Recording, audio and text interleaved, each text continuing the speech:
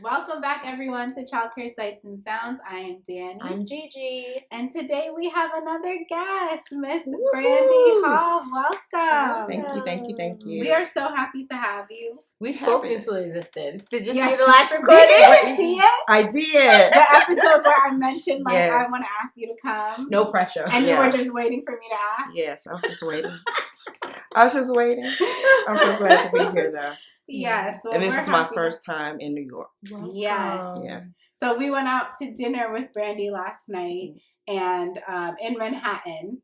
And what do you think about the difference between, like, because I know last night you were asking, like, how would you pick where to live? So you've driven through Queens because you flew into Queens, and then you've stayed in the city, and now you're out in the South Shore of Long Island. What do you think? I don't think I would be able to do it. It's a lot. The parking, the driving, that was a lot. Welcome to New York. The Uber driver welcomed me well. But, I mean, it's just so rich. The culture here, just the diversity I love. And I love that you guys always have something to do. Like, that is just so cool that you could just get up any time of day, as long as it's not raining, like now. Yeah, the weather is pretty bad today, and all weekend, unfortunately. Yeah. But maybe you can come back another time. In the summertime. Have to be a part spring, 2. So, yeah, we can do a part 2. Because there should be updates, like, in a couple of months. Yes. Probably with both of us. Yes. But speaking of, like, where we are now, could you explain to everybody where you're from and your background? Like, where did you fly from? I am from Memphis, Tennessee. I have a child care center there, Great Expectations. And I'm in the process of opening up my second location. And that location will be Wonderland Early Learning Academy. And that is going to be located in the IRS. Oh, congratulations. Thank you.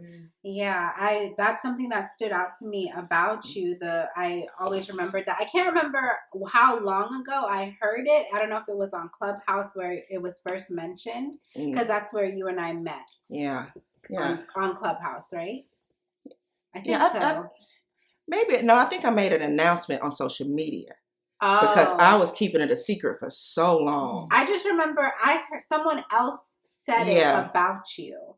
And then I was like, oh, wow, that's interesting. Yeah, we did talk about it a little bit in one of the groups. Yeah. Yeah, we did. Yeah. So both programs will be in Memphis. Both. And 15 minutes away from each other.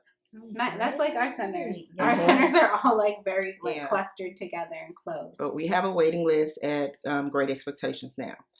Okay. The new center again will be mainly for federal employees.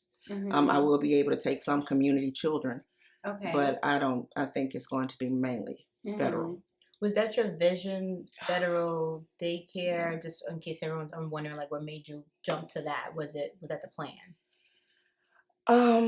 The plan, actually, I ran this center years ago. I used to be the director. I worked for another company. And while I was working there, I fell in love.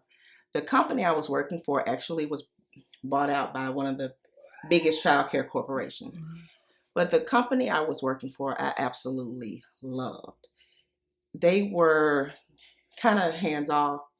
They really trusted me. They let me do a lot of the things in the program. And I'm about partnership. I love partnering with different businesses and all of that. So it was comfortable for me. So I did that for about 6 years and left, opened my own center because I'm like, I can do this for this corporation. I can certainly have one for myself. There you go. Is the reason you left because you wanted to open your center, or okay? It is. I actually left and I ran the St. Jude hospital program for about a year, and I had my center for a while. Okay. I was running my center from my desk. Okay. Listen. And I was able to do both successfully. Yeah. And it just got to be so hard. I had a director in place, but the director in place just really wasn't fulfilling my vision. And I knew no one could do everything that I wanted, and I was going to have to leave that position. Okay. So that's how I actually left my safety net. Yeah. Because that corporation salary was a safety net for me starting out. Because I started out with $6,000. Yeah. And I'm sure a lot of people listening could say the same thing, are scared or probably currently have that safety net. Would you recommend saying go for it, or what are the steps to, I don't want nobody to be like, oh no, Brandy told me to jump out my safety net. This is such a good dynamic from our conversation with our last guest, Crystal, because with Crystal we were talking about how she was working for someone else when she was starting up her home daycare, and I was as well when I was starting my home daycare, and I told myself that like I wasn't able to do both, but it was mostly because of the type of job that I had. I was working with kids somewhere else, and I didn't have like the freedom and flexibility to be on my phone or check what was going on or anything. So I had to leave in order to be successful. And in Crystal's case, she was saying that her sister was kind of like, her sister was helping her and her sister was over it. So she had to leave in order to be successful. But I often get clients that come to me for consultations and are explaining that, you know, they have a job, they're afraid to take the risk. So this is great for you to bring up, like, when did you decide, or how long did you do it? How long did you have that job and run the business? And when did you decide it was time to leave? Okay. I ran the business a year. I gave it a year. Okay. And that's how long my center had been open. You know, we had children. I think I probably could have held on to it a little while longer, but we were doing transportation, and it's the worst. Oh, we talked about that. Oh my goodness. It's just so much dealing with your drivers and all of that. And we had an issue with like the buses, and I'm like, I can't do this anymore. And I was actually speaking. I was at a conference, but it was my own conference. I was teaching about social media and how to, you know, engage your families and, you know, all like a marketing conference. And I was getting text after text after text. Sound like you. That someone stole the bus. Stole the bus? Yes. We tried to break her. Back then. That is crazy. That's horrible. Now I know her position. While I was speaking. Oh no, we did it during the day during like business hours. A yellow school bus, a big yellow school bus. Someone stole it. Yeah, the school bus. Yeah, it was real. It actually happened. Oh, yes, it was real. Oh, it was a prank for us. And that meant, you know, how are we going to get these kids from school? Yeah. You know, how do I transition?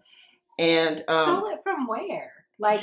It was don't tell me the driver left the key running. Let me run inside because it sounds like us. Let me run inside and grab something really quickly. That's a whole nother issue that it was kind of like, okay, you know, and it was just people that I had working for me. Yeah, actually. Oh. So, you know, you got that handled, taken care of, but still it was so much pressure, you know, trying to, you know, consult, do conferences and do all this stuff, and still run a secret child care center. Yeah, because no one knows that you have. Would that have been a conflict of interest? I don't know. I wasn't. I'm sure it would be. Yeah, because you know I was working for a major corporation, so I'm sure it would have been. Mm-hmm. And they would have just looked at me a little closer. Mm-hmm. You know, every time I was out, no matter what I was out for. And you were the director of a different. Yeah, I definitely got definitely especially at that. If it was a major organization, they probably had that in their like handbooks or policies. No, it's just I couldn't use their stuff. I had completely different material. Oh, okay. You know, and it was already open when I started. Oh, so they can't say you took anything that started your business. You had it. Okay. Yeah. And I mean, that's one of the great things about entrepreneurship is it could be so you. Yeah. I would not want to do anything, you know, another corporation or another child care center is doing. Yeah. I completely change. If I do something this year and it's fantastic and I see like everybody did it after that, I always want to come up with something new. So that's kind of where it was. I didn't pull anyone from my previous location to manage it. It was just all new, all me. Yeah, that's good. Trendsetter. But back to the safety net. Because that's a good one. Yes. Okay. So let me just say, I do not recommend anyone doing that. Working. No, not working, but leaving and starting a business with like $6,000. I actually took my savings and kind of finagled my way into the owner of the building that I was leasing for. So give me 6 months rent after licensing approves the building. Okay. So that's a good amount of time. So that's how I was kind of able to do it. And I my marketing skills or whatever, I knew I would have no problem filling up the program. So it was just it was definitely a leap of faith. If you can't, make sure now, looking back on it now, I should have really focused time, getting my credit in order, getting a loan. But when you're young and I don't want to deal with loans, I don't want anybody to tell me no, I'm just going to do it. Yeah, that's not the best idea in all situations, but definitely follow your heart. Pray about it, because when I had no other option but to make that work. Right. Yeah. I had no other option. So that was it. How old were you when you started this center? If you don't mind me asking. I was like in my third. I told you already. I'm bad with these dates. Okay, how many years ago was it? It had to be. I was around 30. Okay. Probably right at 30. Yeah. So I was a little bit, maybe late 20s, 30. I feel like our what I would call ignorance back when we were first starting helps us to get in this position, because now every time we're getting ready to open a new center or take on like a little bit more risk, I'm so like more hesitant and like nervous about it. Yeah, back then it was just like, oh, okay, we're about to do this. Or what's gonna happen? But I would think with you, because a little bit, I would think it would be. I know it'll still be hard, but I would think that just the process might be a little bit much easier. It's because now I know all the things that are gonna happen, all the things that could possibly happen, all the things that have happened. It's traumatizing sometimes. Like some aspects of business ownership can be a bit traumatizing to the point where it's a little bit scary to take certain risks. But then you also, or at least for me, I also think about like the reward, like the good stuff, what could happen, the good stuff. So, but yeah, back then, I don't think I would have been in this position without having the obliviousness of like. Because even now, I completely agree with you. Every time I'm getting ready to take on a new venture or thinking about doing something, there's something like, do I even really need that stress? Because you know how stressful it's going to be. So you really have, that's where intention comes in. You have to really ask yourself, like, what am I doing this for? Exactly. Because sometimes it's the thrill of the chase. I suffer with that. And it's like we always want to, and my husband asked me this a lot, like, when is it ever going to be enough? And I'm like, I don't know. I think I asked her, I was like, is 3 going to be enough? 4 going to be enough? She was like, I don't know. Because there's always a feeling, and it's like a little, trigger that makes you want to. That's like, that feeling is why I do this. Like, because it would be easier. It's different for you guys. I'm not there yet. It would be much easier for me to just go be a director or be in a corporate job. Be in a corporate job. I know when my check is gonna come. I can turn my brain off. I don't have to worry about like. And at 6 o'clock, you're off. Yes. When you're never off. I mean, I lay in the bed at night and I'm thinking, like, what if someone left a child in the school? What would I do? It's the craziest thing. And I've never had anything remotely close to but did you want to open overnight 24/7? She goes, I had the stress from the 6:30 to 6:30, but you want to add 24 hours for me? Absolutely. I was like, well, we're done at 6:30. She's like, I know. Yeah. Imagine if it's 24 hours. Yeah. And then you thinking about waking up at night and thinking about what if this happened. She used to send me, and you still do, send me the articles, TikToks, Instagram. Yep. Like, don't send me that stuff, please, because I send it in the faith of like, oh, child, look, think of this that happened to us. No, because it could. It could. That's the scary thing. Like, we're dealing with people that we cannot control. They're not Sims. True.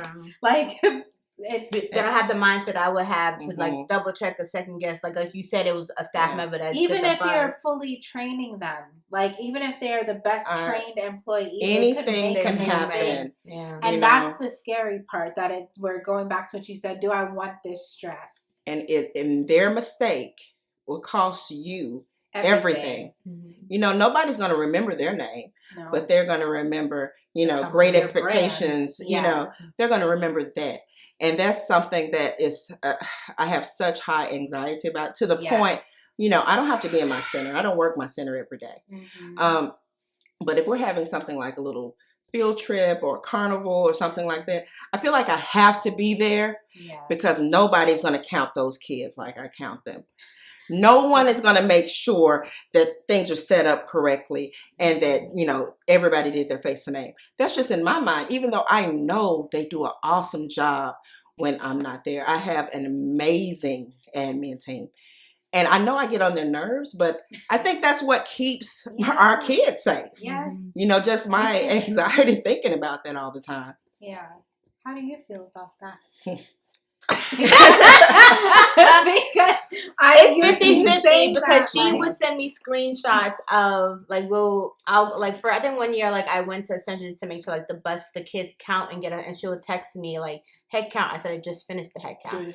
She was like, okay, just making sure. She's like, okay. I was like, I counted them getting onto the bus. She goes, are you gonna count them after they sit down and buckle their seatbelt? I said I will. I said I'm also gonna count them when they get off the bus. She said, okay, also count them when they get into the building. Okay.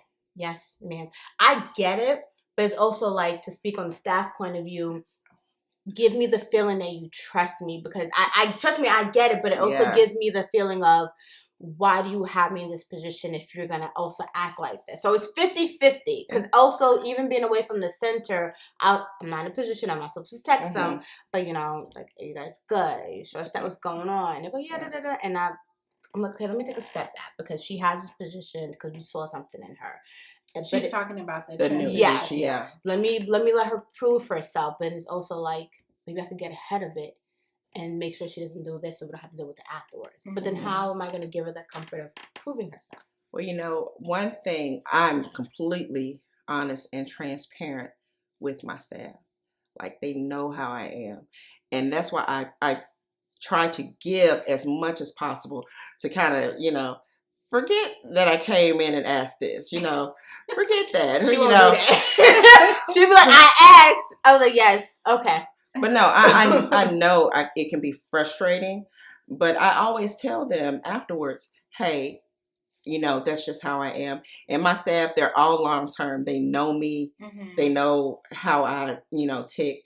So that's not a huge thing with them anymore. But just say, hey, guys. And when I start a new teacher or something, I make it a point to say, please don't be offended. But I have to say something. If I see a violation, if I see something that you could be doing, I'm going to just say that. That's good. You know, it will be before I say good morning. I'm not going to sugarcoat it. I'll come in and say, hey, why isn't your purse locked up? Put it away. Yeah. I'm not, you know, fussing at you. I just don't, I want you to be successful in your role. That's good, because I've get it, like, we'll do like a morning meeting with admin, and it'll be like, Miss Danielle said this, and I'm like, oh no, that's what she usually says. She's just going over X, Y, and Z. You didn't do anything particular, but this is how she does things. So that's a good, I'm going to steal that. Yes, because I'll get it to the side, like, did I do something wrong? Did I be like, no, that's how, because I see more of her than any other admin does. So depending on how she is, like in meetings and stuff, it's normal for me. Where someone would be like, okay, you know, moving forward, should I do that? I'm like, no, she was just going over what she does. So that's why sometimes Tara's like, sometimes she's not scary. I was like, maybe they see you as kind of being scary when she's just doing the policy and procedure of things. You know, but I want them to approach her too. Something I started, it's been so long ago. It's called Brandy-isms. Okay. And now it's like 3 pages long. Okay. So it has all of the things that I want to see happen. It has how I would react in certain things. Oh, like a what would Brandy do? It's like a cheat sheet. And if you know all of my isms, if you know the things that, I'm looking for in health, because it's labeled like health and safety, this, you're not going to be offended. Because I already told you this is what I was going to do. I already told you that I'll come in your room on the weekend and just pop in and see, if you have your things out and that, being disinfected and all of that. Yeah. I told you. Yeah. I told you about the count. And that helps a lot. It really helps because now I'm going to receive whatever you're saying to me slightly different. Yeah. So you give the Brandy-ism sheet to all your staff? The new staff, yes. Okay. And it's this opening up the new center.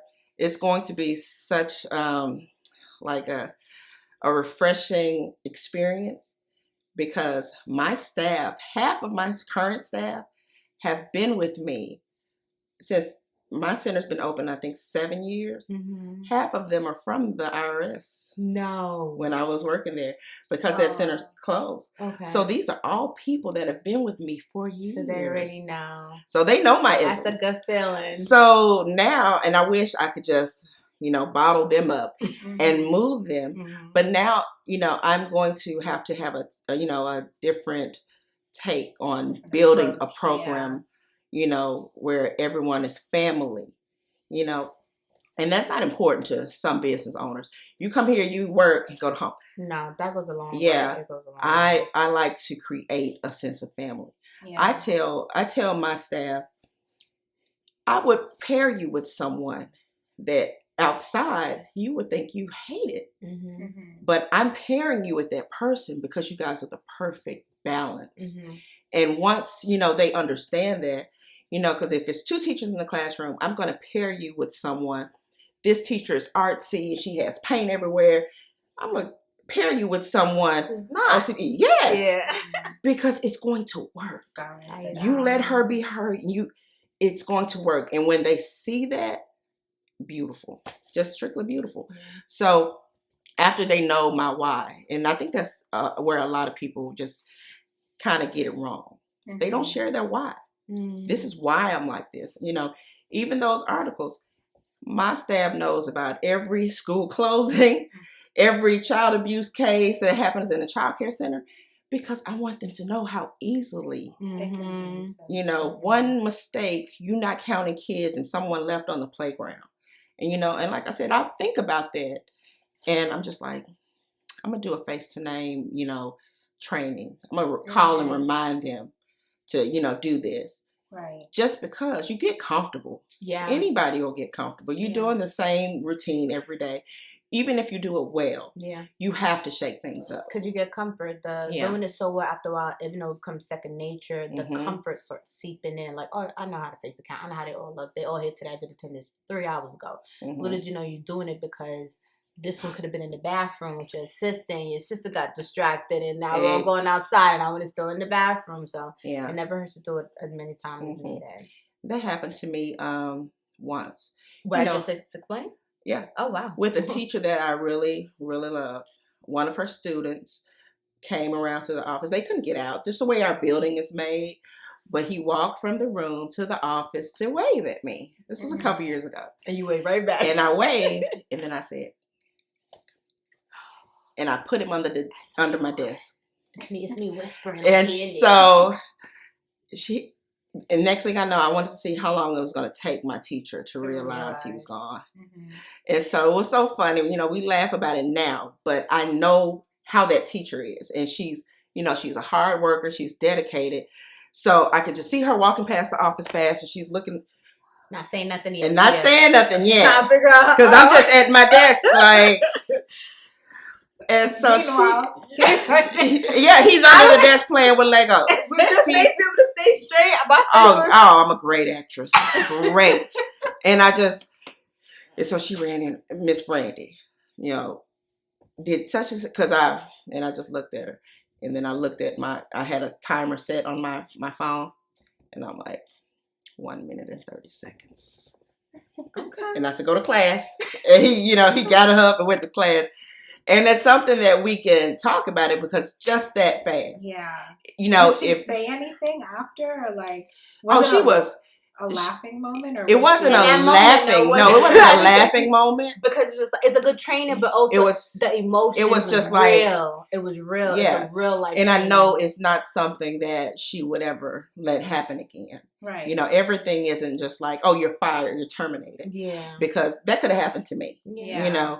But I just don't ever want our children to ever be at risk. Yeah. So kind of once you have a situation like that happen, they're going to think, and I didn't have to go back to her and say, so, because I know her. Mm-hmm. I know she is always in that tablet doing tonight. And this happened years ago, but she's always counting again now because I guess that fear, because she doesn't want that, I was going to say, because you did it in that way, and I know you didn't have to talk to her. Let's say it was someone new and it still was the same reaction, so a minute, 30 seconds, but you saw the energy she was given. Yeah. Do you think it still would have warranted, let me still speak to her? Or because of you saw how, focused she was looking and she's trying to figure out, that alone was like, okay, do I really need to sit down and talk to her? Do you feel or the message is coming off very clear?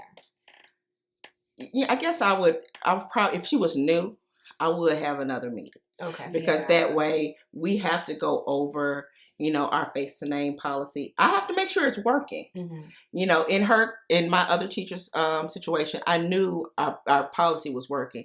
And while she was helping one child wash their hands, he just came around the corner. And it wasn't long that, he was missed. She immediately went out trying to find him. But my thing is, I'm always going to be training. Yeah. Always. Yeah. That's why I asked that. Maybe that could have been possibly a consistent training. But that teacher is actually one of my trainers. Okay. If I put people in her classroom to, train the staff. Mm-hmm.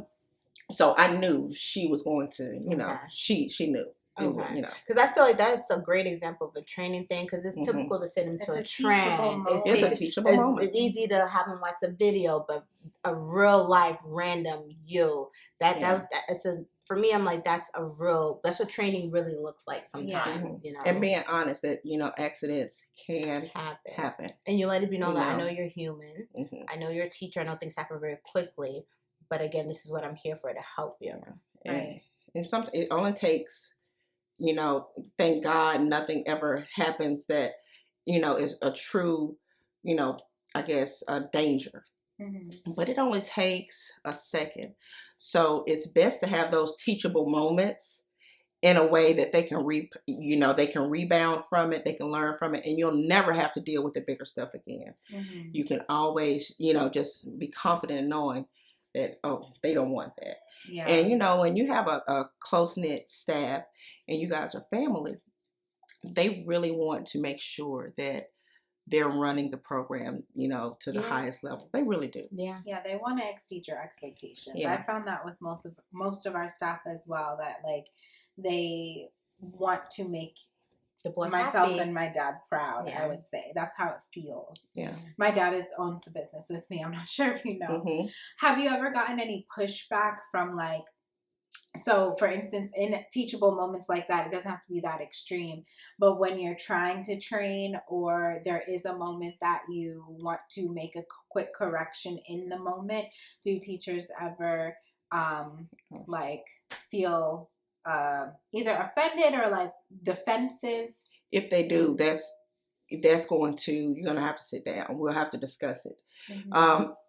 Just because I want to make sure that you're comfortable, but I also want to make sure that this is how it is here. It's not going to stop. It's not going to change. Yeah. Not that I'm ever going to be rude to you or anything like that, but if I don't give you attitude, I don't want it back. Mm-hmm. And I typically would always find that with someone, well, I worked at, kinder such and such, and we did this like this for, I don't care how you did it. At, Tender Lambs or whatever. Mm-hmm. This here, how we do it, and it's going to be, can you talk to me? And here's why. Yeah. And I think a lot of times, like I said, when you tell someone your why, it goes a long way. It goes a long way. Right. And some people are just going to be them. and it might not be the program for that person. You know, because I'm not going to do a whole lot of explaining.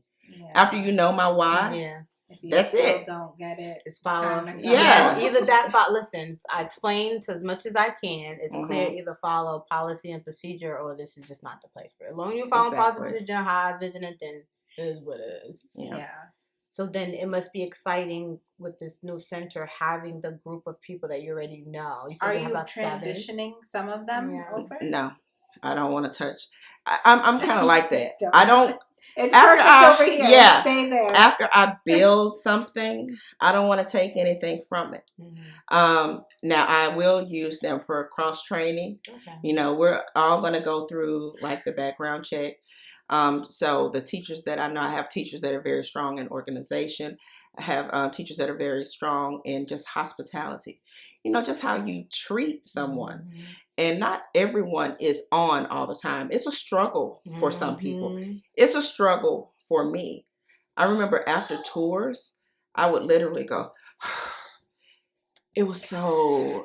I did that in front of her. Yeah. And she's like, what's wrong with you? I was like, it's a lot. It's the energy you have to maintain. Yeah, and you have to keep it up. And it's not that you're fake, but if someone met my laid back, they might think I don't care when I care more than most, you know, but so I have to get them to a point where they trust me and they know me and my parents trust us. My parents, you know, they all have my cell phone number and people always say, you don't give no, you don't do that. I gave it to them, but I'm the very last resort. You don't call this number for anything. Now, you send me cute pictures from time to time. You text me. But don't call this like, hey, they couldn't find, you know, I sent her to school. She had pink beret. She only came back for one.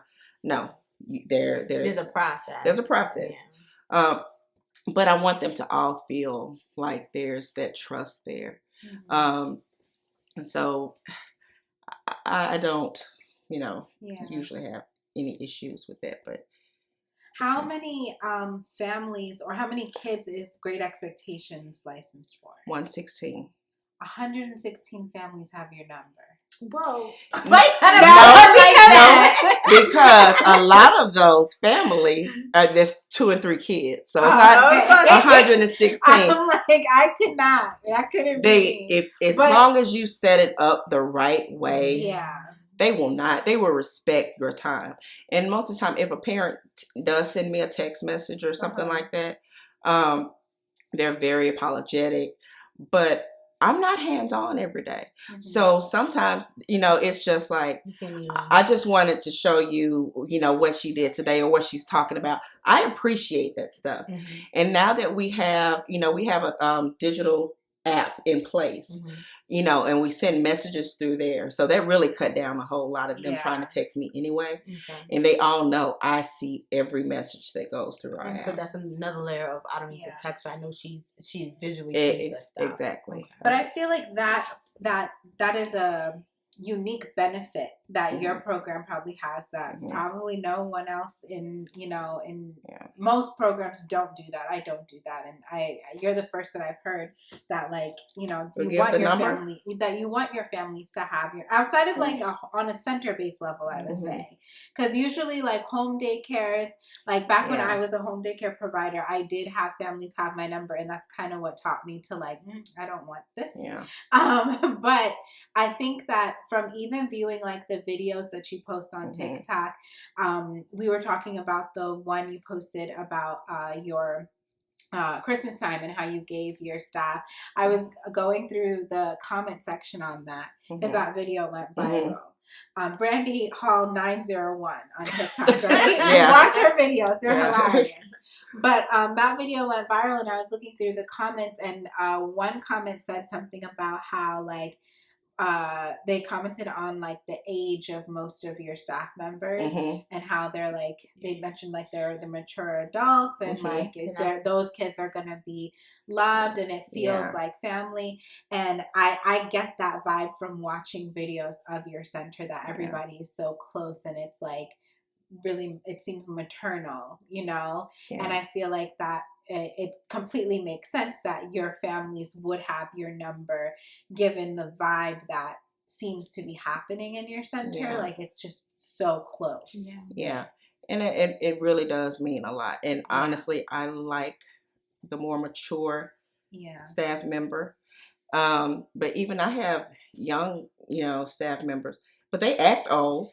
I tell them all the time they act old, like, because you get to the point you're hanging out with these people every day. Yeah, maybe at house. And these people become, your auntie and your grandma, and you're going to them for advice and you're listening to their stories. So, but we go to each other's funerals. Our family, when something happens to families, we go to weddings, we go to birthday parties.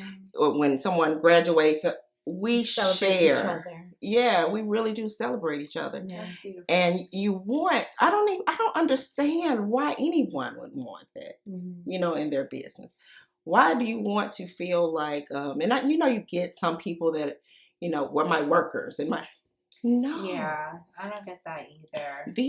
These people are helping you live your dream. Mm-hmm. What? Mm-hmm. They're helping you live your dream. Yeah. I am forever. You don't have to personally like me, but if you're coming to work, you have a smile on your face, you're doing everything you're supposed to do with those kids, I'm going to love you. Amen. No, seriously. You made me think of a staff member who, they just don't, think negative about you, but you're a great teacher. Yeah. Them kids love you, and because them kids love you, I love you. Yeah. It's fine. You come to work every day, I love you alone for that. And that's the thing. But everything you just said, it builds rapport in a sense of if someone is feeling some type of way, if there's an issue, it helps with rolling things off the shoulder. It helps to see people in different light, to not make things bigger than what it is, because you're spending sometimes 8+ hours with people at work. These are literally your second family. So if there's a dynamics where something could be going wrong, and we've also built a relationship outside of work, I'm not going to see you as, yes, a coworker, but you know what? I'm going to come and talk to you about this because I saw you in a different view outside of here. I know there's much more to you than what's currently happened, so let me approach you differently. So team building and building those relationships do help a lot. Yeah. And even if they don't because we have some staff members that prefer not to do extra stuff outside of work. And I have that as well. Yeah, which is fine, but I do feel strongly about these people are, like you mentioned, helping to build your dreams and pouring back into them. Exactly. That's something that I'm big on as well. When we're going on a cruise with our staff next. Is it May? Next month. June. In June. Yeah. It started as just an admin cruise. We were going to go plan out every May or June. We planned the school calendar for the following year. So we were going to do that. And then I was like. It's nice over here. She's nicer than me. We need to open it up to everybody. Let's bring everybody on the cruise. And I said, what? And are you sure we could do that? Yeah, because my thing is what are we gonna do? We're gonna close the center, or we're gonna make another teacher open and close the center while we're on a cruise? That just seems crazy. Everybody needs to come. Everybody needs. I had our first cruise planned for June 2020. Pandemic. No. That's on our trip. We had also some plan for we were gonna go to our first cruise, and half of my teachers were scared to death, and I talked them all into it. To go? Yeah. Cruises reopen in June? No, 2020. She was talking about into going to, and they didn't want to at first. Oh, they were scared of the boat. March, they were scared of the boat. Oh, okay. That's another thing of having mature staff. A lot of them don't like to fly. A lot of them don't like to cruise. If they haven't done it before, and I talk them into it. It's like they're set in their ways. Yeah, they really are. And I talked them into it. And when everything shut down in March, and of course the cruise was gone, and now they were like, oh no, because all of the stuff that came out after the cruise, so they're still like, nope, you almost had us, you almost tricked us. Oh, so you're trying to do it now, and they're like, I want it, and they no go.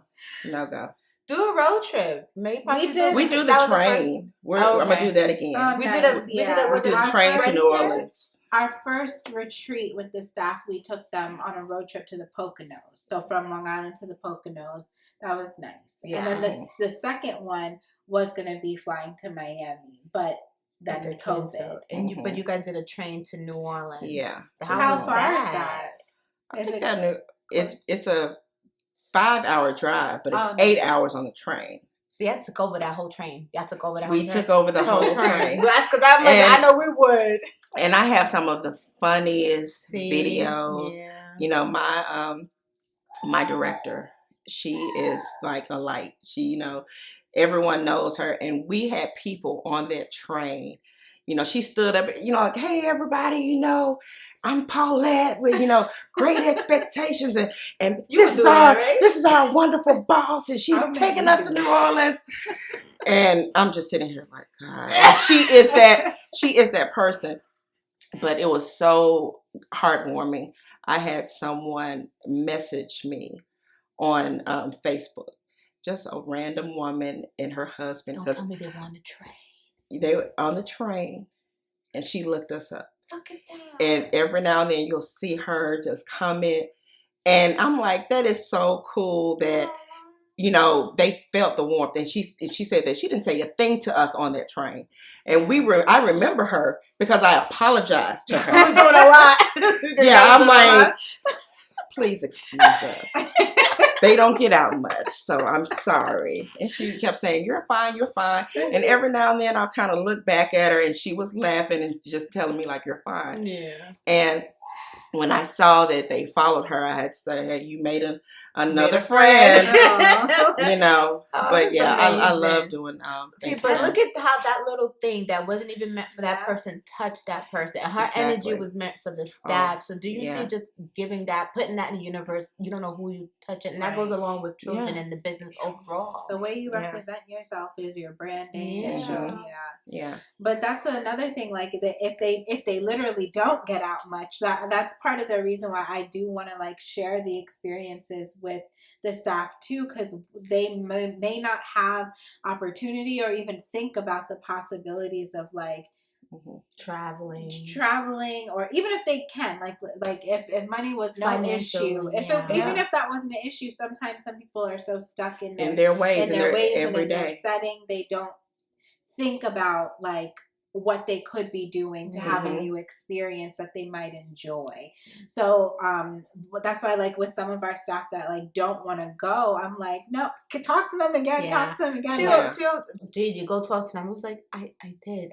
Because it's to the point where like at one point I was like, you know, we're leaving from New York, right? You don't have to, like, because usually with cruises you have to fly somewhere else. Yeah. I was like, you gotta just get your bag. And that's really cool. We had to drive somewhere. It's very. She made it very convenient, very convenient. So, and it's a short, like some people just have a fear of water. Yeah, and then honestly, I was also taking that some people, which you mentioned earlier, or I think you mentioned, like, try to make it like it's okay to actually hang out with your coworkers outside of work. Some people don't want to separate the two, or don't know how to, or just feels like it's not okay to do things as far as bonding with people you work with. But it's needed. But to each their own. Like I try to be respectful of it as well if they're seriously not interested. But it's great to do stuff like that. So what are you going to do instead of the cruise, since your staff are like absolutely not?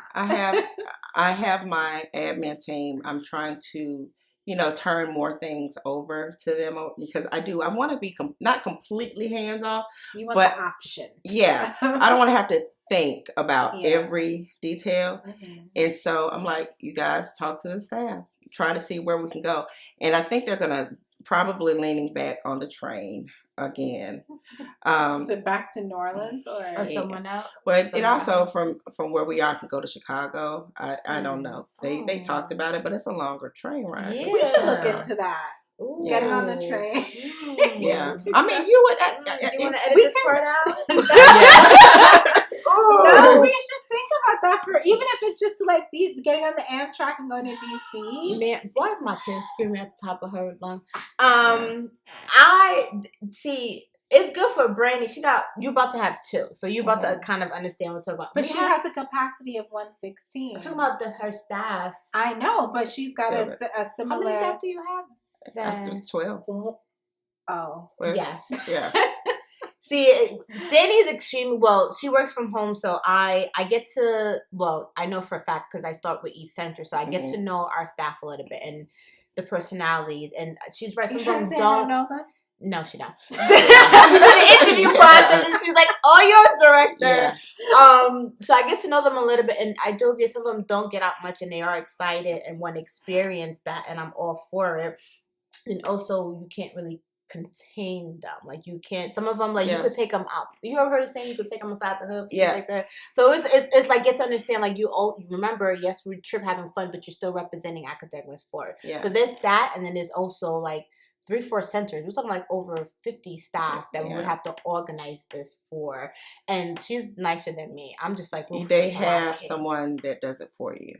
They have a travel. They have a. Oh, you work with Amtrak. Yeah, no, with Amtrak. Because anything over, I think it was like 10, I had to work with someone anyway. Okay. So they help me. She does it all. Everything is her. Like this cruise we're doing every day. Oh, I can't change the name. So just thinking of doing it. The only thing we worried about was like transportation. Looking back on it now, I would have like rented a bus. Okay. But we Ubered everywhere, which is fine because we were so close to everything. Mm-hmm. But then I was like, oh, some of us don't want to walk that much. Mm-hmm. So I would do it a little different. But I really want to fly out somewhere with them. I get a kick out of giving people their first. Yes. Can you relate? Me too. Yeah. And that is so like. Isn't it just so cool that you're in a position that you can do that? Yes. Because even when the video you were talking about earlier, I knew that the gift I gave them all, like luxury handbag, I knew that they would cherish them because some of them, never had it. And wouldn't buy it for themselves. Yeah. I get that because I was like that at one point. And so when someone gives something to you, especially someone who loves you and appreciates you, it means so much. And I always, every year, like around Valentine's Day, I always try to make a video or something to tell business owners to give their staff flowers. I've seen women cry on Valentine's Day because I gave them flowers. And then, because I've heard before, no one has ever given me flowers. And they be an adult. Yes. Yes. I know it sounds crazy, had but people it be grown married. And never get flowers. Probably just at the wedding day. That's all they got the flowers from. Yeah. Because, it means so much, and I have people joking like, oh, I'm going to go take these home and tell them me from another man, or I have a secret admirer or something like that. But it's so just refreshing. I love doing things for them and pouring back into them. And they know that I'm here for them, I think from that alone, at least for me, and maybe a few people, it's not even the fact that in my head it's like, oh, you took your wallet and bought something. You thought of me. You thought of me. Yep. You thought of me. You thought I would like this. You made the and then you went and took that next step and actually did it. Because people always say, oh, I'm gonna do this, I'm gonna do that. But in your own personal time and moment, you thought of me. You followed through, and now you're making me feel that literally energy. The thought that counts. Because the flowers are gonna die. But I know in this particular day, that feeling you gave me is going to stay with me forever. Even if somebody else doesn't get me flowers. At home, took the flowers, took a picture. Yeah. And posted I have cards from her from last year. Yeah. Yeah, my thing on Valentine's Day, I always write handwritten. And my hands starting to die and cramp up. You be in the car. But I'm going to make them cry. Yes. Right. That's the thing I said. Oh, the first year she wanted to do it, I was like, you know, everybody?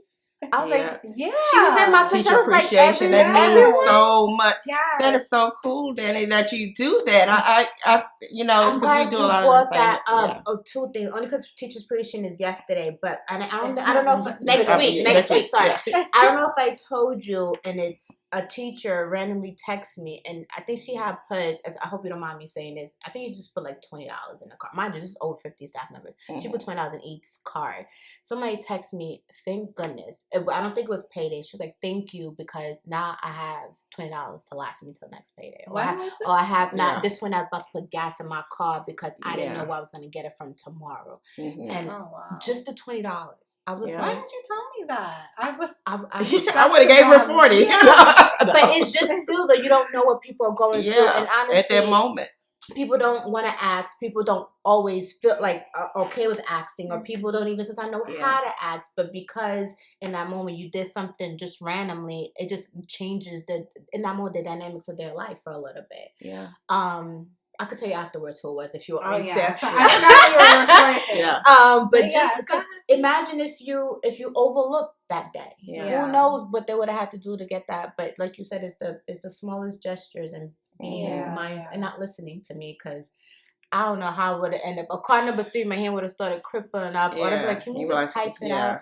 But it does go a long way, because now I see that, like you said, it's handwritten. But thoughtful. And you just accumulate a whole bunch of stuff. Paper, because it's so touching and you don't want to throw it away. I think I have 2 or 3 cards from her. Yeah. I'll keep it. I have cards from my staff too. It's always not. I went to our 3rd location the other day, and I think I saw on our one of the desks in the pink room that both of them should have it, actually. Yeah, and I was like, "Oh, you saved that?" Like it was just a card. The director one is in her office too. Oh, it goes a long way. Yeah. I felt bad afterwards, because I was like, "Oh, it works." Because it's just like, if you think about someone's stuff so much, it will stop you. But if in the moment your heart is telling you let's just do it, sometimes just do it. Even if you're sitting in the car, right? At least, like, for me, I get so busy on a day-to-day basis that I find it, I realize, like, oh, it's been a minute since I've just said thank you. Like, so that's why during those, like, Valentine's Day, or if it's teacher appreciation, or any time that it seems like I'm doing the most by, like, but it's because this is a time that I'm dedicating to do the most, because I know how easy time will fly by, and I'll be focused on 20 billion things a day. Well, it goes a long way. Yeah, it goes a long way. But so back to you, Brandy.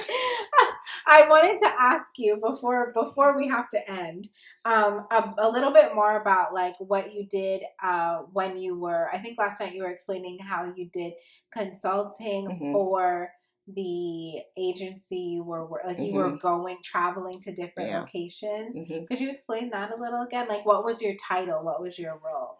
Because I think and sorry to cut you off before you start, but I think that's an interesting job that, like, a lot of people that watch my videos don't have programs yet.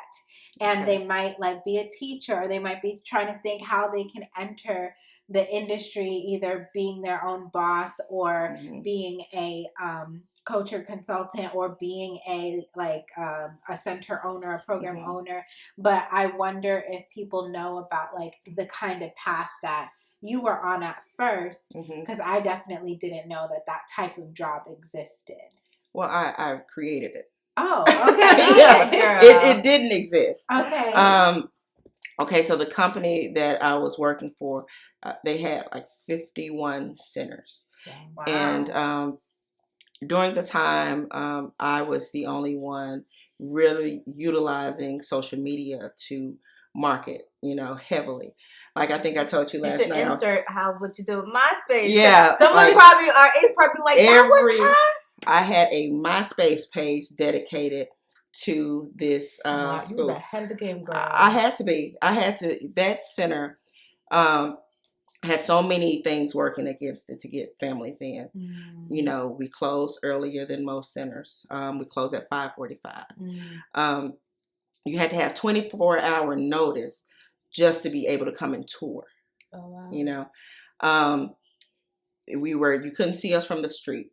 They didn't want me to heavily advertise. There were no signs, and most people didn't even know, because it was a high level security building. They didn't want, just random people coming in. So it made it very difficult. I was the first to actually build a strong program in that location. I think that we were the 10th vendor. My company was the 10th vendor. And then they kept it until they were bought out by this bigger corporation. But while I was there, the owner, they really kind of let me do my own thing, because it was kind of new to them. I was the first to go through NACE accreditation of all of their centers. I was the first to, I would seek out different awards, and different programs to get into. So when I did it, that's when, I told my regional, and then other, people started doing it, and it started becoming a part of the company's, thing. So it got to a point where they asked me, like, hey, will you go to, we want you to go to Oklahoma, or we want you to go that greatness to, Atlanta. We opened a center in Birmingham. Can you go, transition the director? Okay. I was like, fine. I would up and leave, and I was thinking I was getting to travel the world, and it was on the company's dime. But, I also had a program to lead. So I was just like. And at this point, they didn't know about your center. No, I didn't have the center then. The program was their program. Yeah, it was their program. I was working for them. Mm-hmm. And so, and they would send me out. And so then I thought about it, like, I'm a director. I need another title and more compensation for this role. Because what you're doing is not directing. Yeah. You're helping other directors. I'm helping, I'm helping you set up programs. I'm helping train your teachers. It was a lot. And creating opportunities for their other centers to help them bring in, like, the different partnerships and, and you changed the company. I'm gonna be honest with you. You probably build in a policy or procedure, just overall the dynamics of how to build and it was their program. It was really a cool thing that the CEO came to our center to meet with me, because I wanted to have a meeting, because at the time the curriculum just wasn't great, and I'm like, you guys really need to polish the curriculum. It doesn't need to be, pages of somebody else's stuff, and you see the names where you're getting it in ditto sheets. And so we had a conversation about that. And she, 2.0'd the curriculum, and the thing about it was, at the time, I felt like I'm adding all of these things, but I'll never be equal to them, just because of how I look.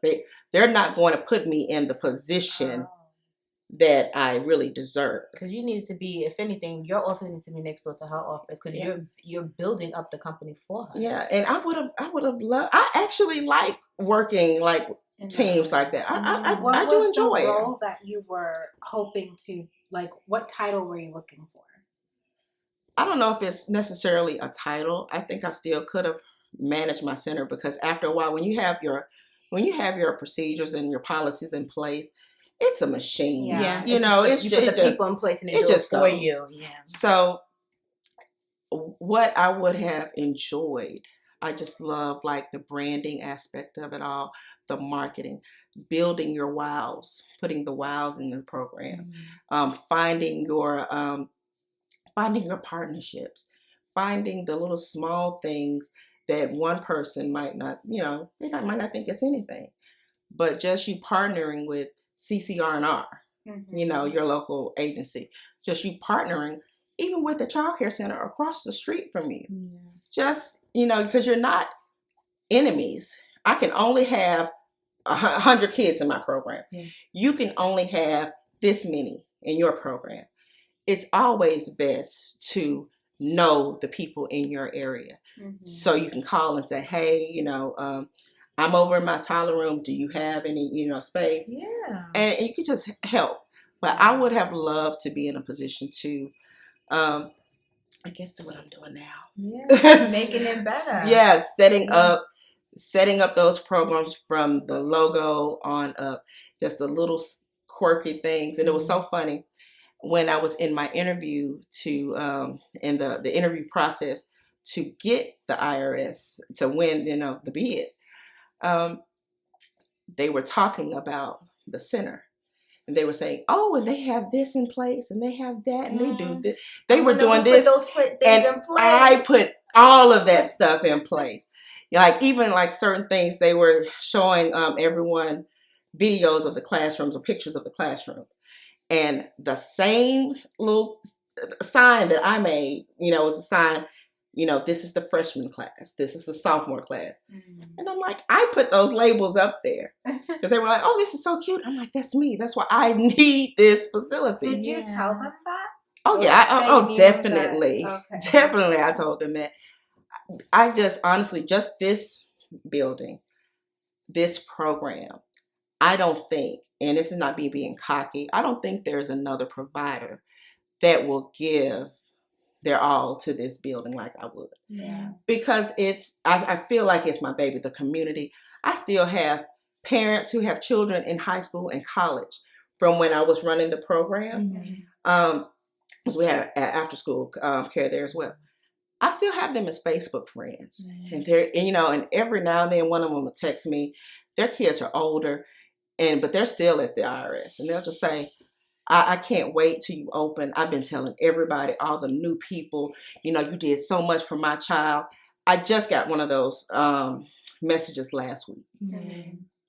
And I made an impact. And I know I did. Yeah. We had such a great staff. So, God actually put it in my spirit that it would be mine. Yeah. And it was so hard because in the bid, I'm going up against corporations. So this will be the first African-American female owner, of this location. Yeah. I'll be the first vendor to go in that location. This looks like me. Amen. So it's just heartwarming. And I try not to overthink it. And I try to really enjoy the process of everything just because I know that it was a promise and, that was given. So I'm looking forward to just everything I'm going to be at. I just talked to my assistant yesterday and I said, and you know what? Let me explain this too. And maybe I shouldn't explain it, but most people know. My assistant is actually my sister. Oh. And it's funny that when I'm talking about her in business, I say my assistant or my program director versus my sister. So if I agree though. It's two different things. Yeah. Because I just noticed that because I was talking about her earlier. I was gonna say, Amy, is that what you're talking about? Because it doesn't give that energy that you were talking about the same people. It's actually two different people to me. As it should be. Yeah. So this might have to be a 2-part episode. I'm wondering how that dynamic, because so many people might say you can't work with your family, it's rough, or even people have stuff to say about our friendship and how are we friends, and you also work at my program and I'm owning the business with my dad. How does that work? And it just does. It does. But it's not for everyone. I mean, and you can make the decision. You can hire a cousin or something and the cousin's not the best. You make changes. Yeah. But my sister is actually, I know she wants to put as much into the business as I do. That's what makes the difference. I know she's, dedicated to the vision, just like my assistant director. And my assistant, Miss Pauletta, said, if we're dealing with something difficult, sometimes she'll look at me and shake her head like, I would not want to be an owner. I love doing what I do. You do that too. But she said, I will never forget you telling me your dream was to have your own center, and I'm helping. And she'll verbally tell me this all the time. So it's having family is not for everyone, but no one else, if they love you and they're invested in you and want to see your dreams come true, there's no one better. That's how I feel. Yeah. That's how I feel. Yeah. But I tell her all the time, not to cut you off, I see everything that she does. Honestly, to the point where, if she wanted to set me up to be an owner, but no, thank you. Yeah. No, it's a lot. Yeah. And you have kids. So I was going to say, and I have kids, but does not to take away from your kid, but it's a lot. Kid? Not trying to say that because you don't have kids, it still shouldn't be a lot, but it's still a lot. It's not for everyone. And a lot of times the person that's right under the owner, they see it like, oh no. Because I wanted a different way. You continue on what you're doing. I got you over here. I wanted to do that as well. I've had situations where people say, hey, do you know anyone? I just need someone to run the center. I want to back them. you know, and I'll ask my sister. She's like, no. You know, I'll do temporarily. I tell the time I'll do temporary positions until you find somebody else. I got you. I got you to them, but it's almost like you like I said before, it's traumatizing. And when things are rough, when you go through hard times, or if certain like events happen that are crazy, that's what it is for it's me. Traumatizing. Yeah. In a way, I feel like I have PTSD sometimes because of the experiences that we have gone through. Another thing that I want to ask you is how you feel. Well, I guess you already have similar experience. I was going to ask how you feel with now that you're going to be running 2 centers at once, but you worked in a capacity where you were like kind of overseeing multiple centers, right? Yeah. Already. So you're not worried about that? I'm not worried about that at all. And you set your stuff up already with this center already, like you said. Like, And with the new center, I will be overseeing it, but I won't be the director. Oh, okay. Yeah, I already have a director that I put in place. You're the director now? No, Great Expectations, I mean? No, I stepped away. I'm not anymore. And the same thing with this new center. With the new center, I'm going in it with, this is going to be your director, but I will be the person to make sure everything is set up, you know. Like operations manager. Yeah. Okay. Yeah. Okay. And that's how you want it done. Yeah. Eventually, I don't want to, I actually want to focus on the business side more. You know, I'm a huge advocate. You know, like when you love what you do, you'll never work a day in your life. You know, I want to every day just be working on the fun stuff, the things that I love. I've been wanting to do something like this because I don't necessarily think I want to go back coaching at the capacity I was coaching. Okay. Or going in and helping. And I have a lot of people that want to continue to work for me. Or work with me as far as coaching. Did you ever like do it on a professional level by yourself? Oh yeah. Like as a business? Yeah. Actually, the state agencies, when new centers would open, that's how I was getting a lot of my clients. I didn't have to advertise. Okay. The evaluators or the licensing consultants, they would tell people to, call me. You know. Oh, nice. Yeah, it really was. Yeah. You know. So you were getting referrals straight from the state. Source. Yeah. Yeah. So it was, and then just people knowing me personally, and I would be able to see your needs, see what you could help your program, and I was able to help get you on the path to where you needed to, wherever you needed to be. If it was dealing with your staff, if it was enrollment, trying to just help you, put together those loose ends. Yeah. Okay. And what dynamic, like, how did you do it? And like, why did you stop? Because you're saying you want to get back to doing more coaching stuff, but what was the reason you stopped? Well, I stopped because a couple of years ago, I actually lost my sister-in-law. She passed away. I'm sorry. Yeah, thank you. And we inherited children. Oh. So, you were telling me this last night. Yeah. Yeah, and I know a lot of people think that Zariah is my daughter. Yes, I did. Yeah. I was like, oh, she looks just like you. Yeah, no, she's actually my niece through marriage. Yeah. It's my husband's sister, passed away 2 years ago. So that's when I kind of put everything on hold. I said I was going to do it, just be on hold for a year. And it ended up, it's just a lot.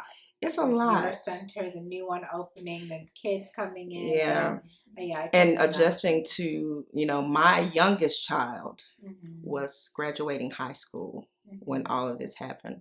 So, I got a 5-month-old, a 6-year-old, and a 10-year-old, when it all happened. So it was a huge adjustment, just changing our lives. Now we got to put a crib in the house, right? Pediatricians, going back and forth, the court situation, just to be able to have legal custody of them. It was a lot to deal with all of that. And then afterwards, I honestly was just like, oh, I don't really have to do anything right now, Going back to that, like, what's the intention? Exactly. Yeah. Yeah, that's how I've started to feel as well with like, I don't know if you remember or no, but like last year, I would say 2020, 2021, I stepped into like my Dani Christine like consulting stuff heavy, and I started doing webinars and workshops and conferences, and then this past year, I was living in Philly before I moved back here a couple weeks ago, and last year I was in a relationship that ended, and that kind of shifted a lot of things for me. It made me want to move back to New York, and that's why I came back, or I wanted to be back closer to my family and friends, but with coming back and realizing like, and then opening more centers now, we're working on 2. I'm like, I don't really want to. The stuff that the hosting webinars, workshops, conferences, and all of that before, it was fun, but it was a lot. Yeah. And it's just, what am I doing? Yeah. What is the? Yeah. I'm not money driven at all. Money comes when you operate in excellence. Money's going to come. Right. You know. So. But I was just like, I love helping people though. So people know they can call me and ask me, you know, questions. Yeah. I don't mind. So what were you doing before the kids came in into the house? Like, how were people reaching out to you for coaching? Like I said, it came from referrals usually, or people that I know. And in the city where I live, I do have a directors group or an owners group. So I don't advertise. Okay. Yeah. That's what I meant. Like, if there was a website they could go to. No, I don't advertise, and I don't advertise for a lot of reasons. It's almost like it gets a little frustrating. At one point, when I would post things on our school page, even though we were completely full, every time I posted, we would get calls. You guys have openings, you know? And I'm like, no, still no openings. So I wasn't sure at what capacity I wanted to do it. Beforehand, I used to go to, I would come to your center, look around, help you, you know, with your classroom, you know, just help you determine, you know, if you needed to keep this teacher or not, help you organize your systems, put all of these things in place. I would give you like steps to do.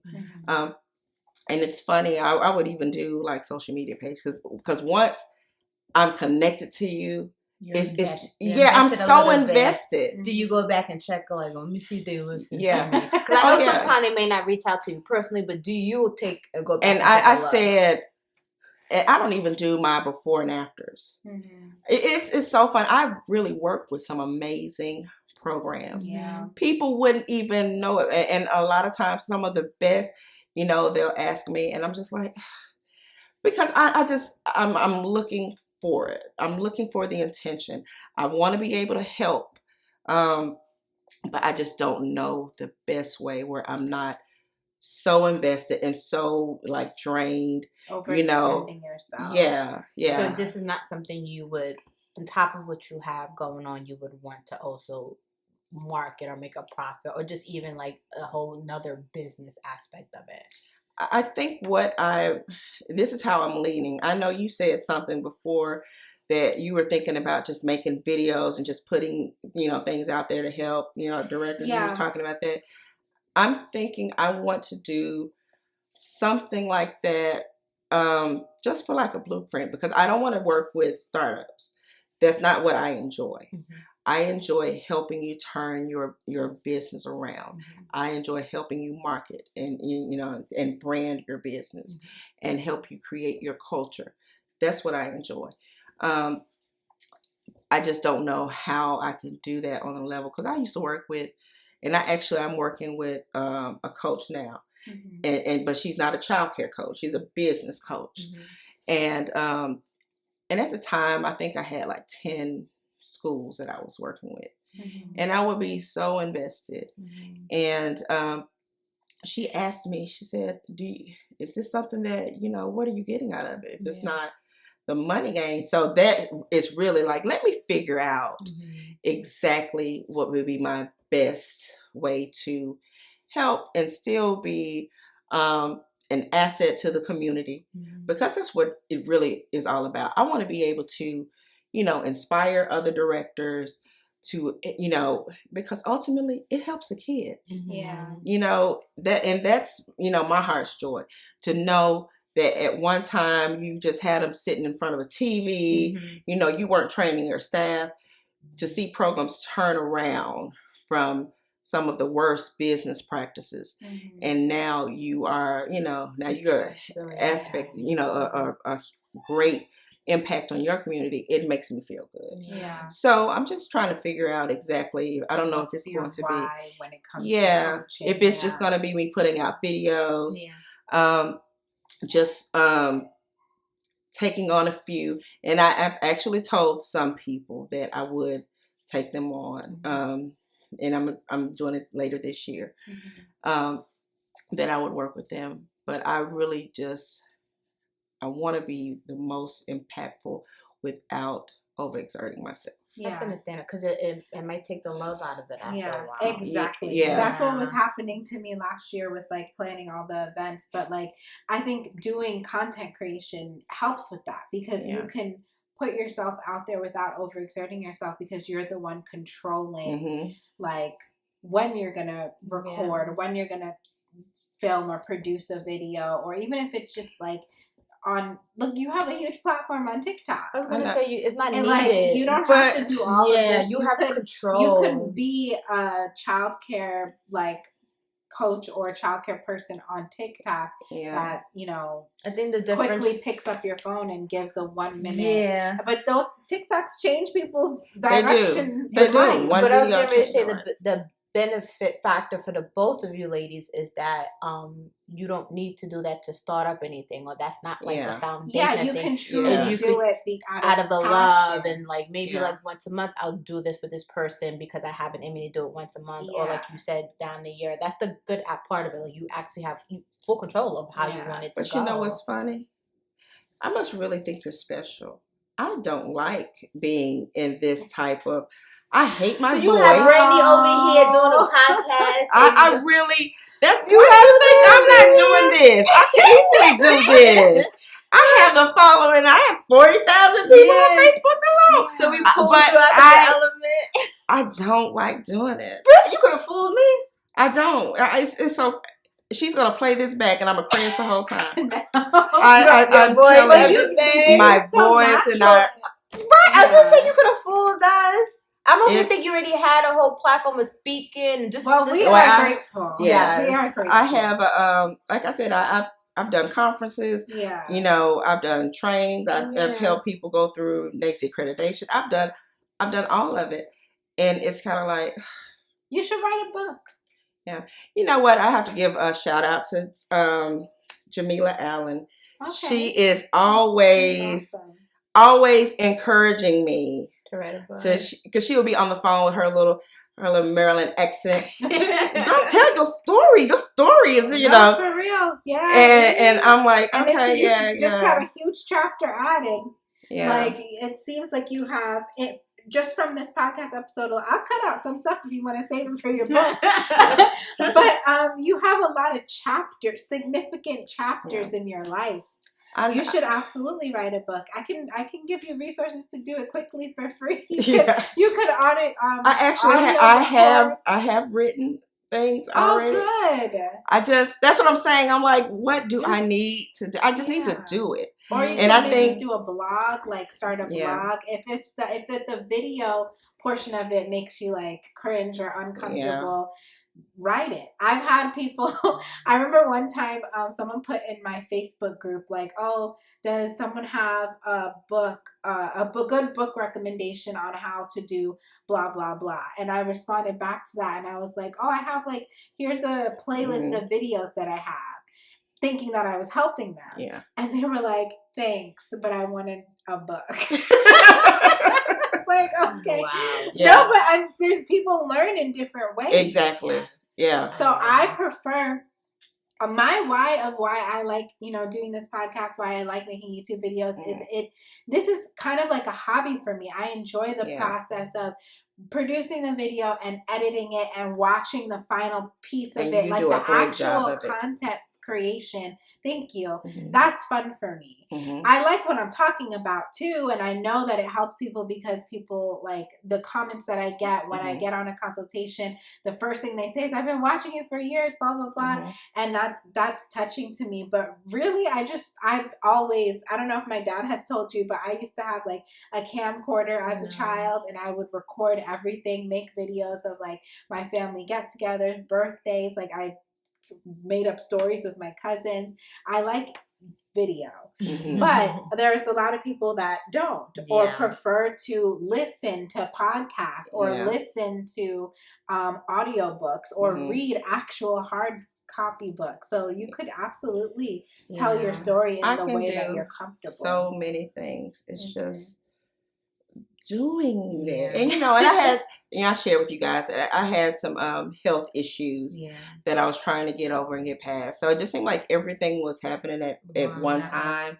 And now that I feel like I have a handle on both now the children, I'm going to get a nanny though. As you should. I'm going to get a nanny. This is grandma's doing an amazing job. Oh yeah. Look, you're gonna come back. Everyone's gonna have everything they want if you give it up to grandma. Oh my goodness, yes. So, but she has actually been just a phenomenal help with that. But just the homework, and I did secure another tutor. Just sitting down doing homework. I'm like, oh my God, who wants to do this every night? I am out of school. But Dani a couple of days ago was like, I don't know about having kids. I was like, what do you mean? She was like, can I tell you the icks of my kids? And then the first thing she said was, I want to say it like that. Not like that. But in general, the first thing there was no homework. In my head, I was like, what do you mean? Like, you have to do homework. Like I didn't get that part, but I was sharing with her that I'm not sure if I want to have kids. She's going to. Yeah. She's gonna give me a godbaby. Yeah.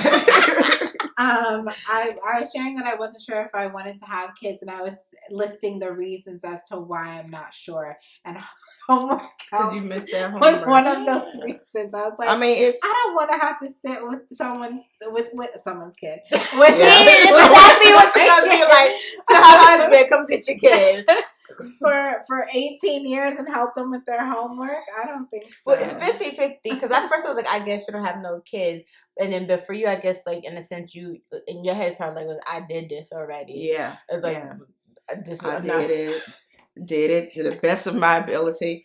My kids are all like going to be successful, talented, and I do feel like because they were there during my startup, they don't get this Brandy. They don't get the Brandy that doesn't have to go into the office. Do you feel guilty about that? No, because they're benefiting from all of that. Okay. That, and I really did try to do the best, I could for them. But they were up long hours because I had to open and close my center. So a lot of times I would have to get up, take my baby with me, and then have to run back and get them to school. And I would, I wanted them to be in a better school system. So from where we were living, I was driving like 30 minutes out of the way. So I did a lot to kind of, to not guarantee their success, but things that I knew that would be helpful to them overall. And just, it's hard. So I boasted in the fact that I was done. My girls were in college. My son is successful. And I was like, I'm done. My babies are great. And then I get a newborn. Yeah. So it's just kind of getting back. And, she's 2 now. But they still need so much. Yeah. And, the way, God planned this, it was perfect because I'm able to give them the things that they needed after losing their mom, after going through so much, a traumatic experience. So I'm grateful for that. I'm very thankful for that. But I'm gonna get my nanny. I still need or you know what, my business coach told me, she was like, you just need a personal assistant. That's really where I'm struggling because, you know, people say, oh, you should write a book.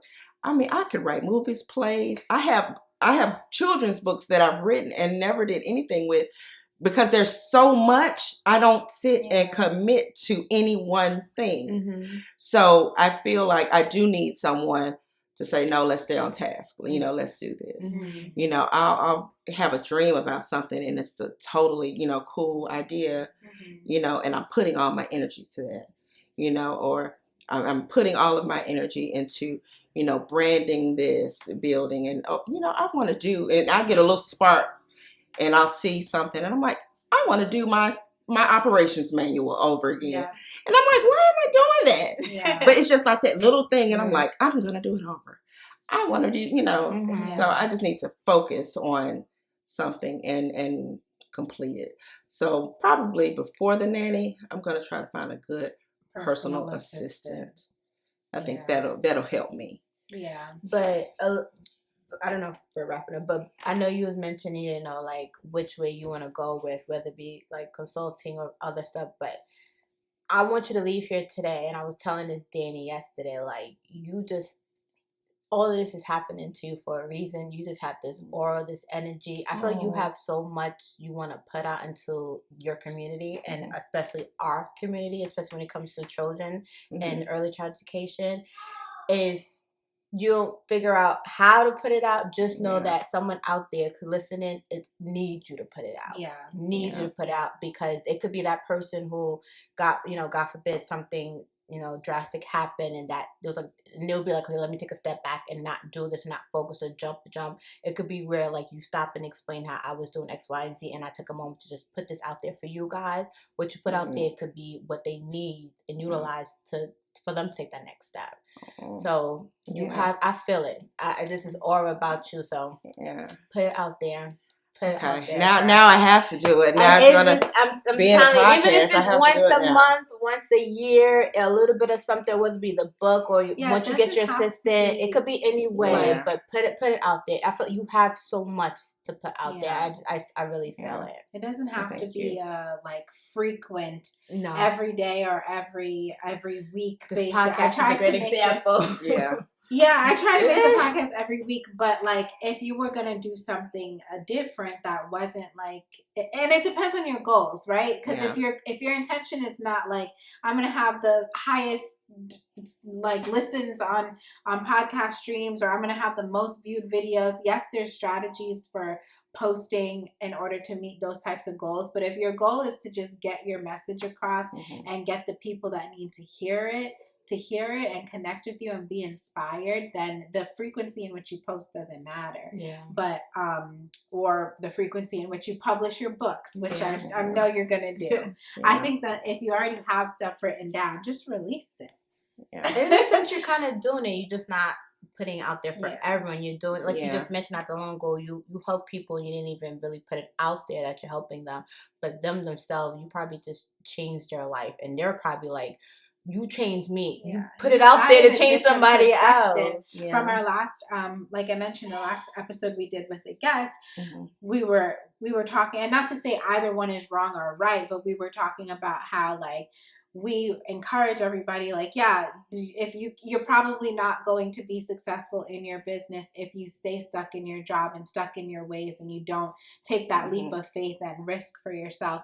But you presented a different perspective of like, I did this for a year. I probably could have did it longer and it worked for me. Look where I am right now. So people need different options of inspiration that are applicable to their situation because everybody's situation is different. So when you get good and comfortable and ready, definitely share more. I will. I'm working on it. I really am. At your pace, though. At your pace, because you're doing it. You're just not like putting it up on a pedestal, like hit me up on Brandy Consultant. You're doing it little by little. And what I have learned about Brandy is that you gotta ask her. I feel like every time I hear you talk, or like when we were in Clubhouse, or when we had, I think at one point we had a group chat with a couple other people, and I'm like, I learned things about you, and only when someone asks you a question, and then you share more. But that's good. Like I love that. I will sit back and just observe and just listen, because I don't have to. I don't know, the spotlight is fine, but I really enjoy helping you get whatever, helping you go wherever. And I'm good. I have so many people that say, "You remember when you helped me with such and such and such?" And I'm like, "No, I don't." Yeah, it comes naturally. And I promise I would forget, and people would have to remind me.